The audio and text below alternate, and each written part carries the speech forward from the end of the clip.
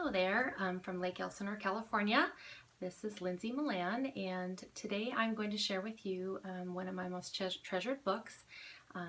Many times I've read this book to my children, and they absolutely love it. The book I'm going to share with you today is The Monster at the End of This Book by John Stone, starring lovable furry old Grover. The reason why I chose this book is because my children and I have read it together many times, and I have a lot of fond memories of reading this story. My children like when I do different voices for the different fonts and different expressions in the book. And as you can see, the book is well loved. The binding is a little bit frayed, and it's actually missing its cover.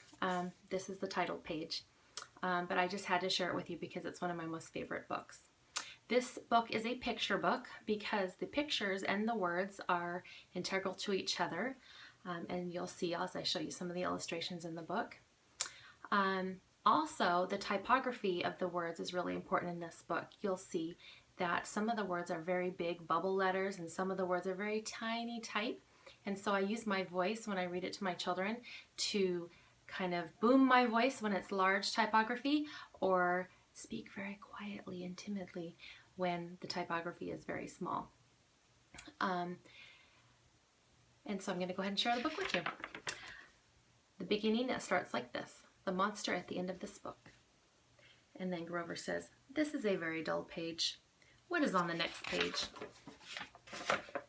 What did that say? On the first page, what did that say? Did that say there will be a monster at the end of this book? It did?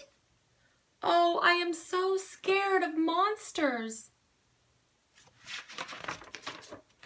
Shh. Listen, I have an idea. If you do not turn any pages, we will never get to the end of this book. And that is good because there is a monster at the end of this book. And so please do not turn the page. Well, of course, as soon as my children hear that part, they have to turn the page because it's almost like a dare at that point. Grover goes through many different things to try and prevent you from turning the pages of this book. He tries tying the pages together with rope. He tries nailing the pages together. And last of all, he tries bricking the pages of the book together.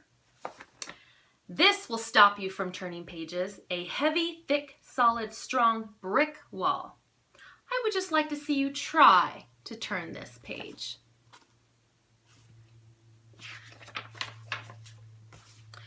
Do you know that you are very strong? And you can see Grover's pathetic looking hand, the only thing sticking out of the rubble. I think children of all ages will love this book, but I think it's especially appropriate for children probably ages 2 through 7 or 8. They like to interact with the pages in the book.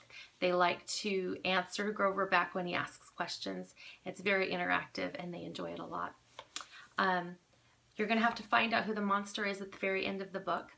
I really like this book because not only is it a lot of fun and is it interactive with children, but it has a wonderful theme, and that theme is to not be scared and to not shy away from your fears, but to go ahead and face them, because many times our fears in our minds are much scarier than the reality of them. And you will see, if you get this book, what happens in the end. I hope you pick it up. I think you'll really enjoy it. It's a classic tale. It's from 1971. It's based upon characters from Sesame Street, which everybody loves. And I think you won't regret it if you get it. Thanks.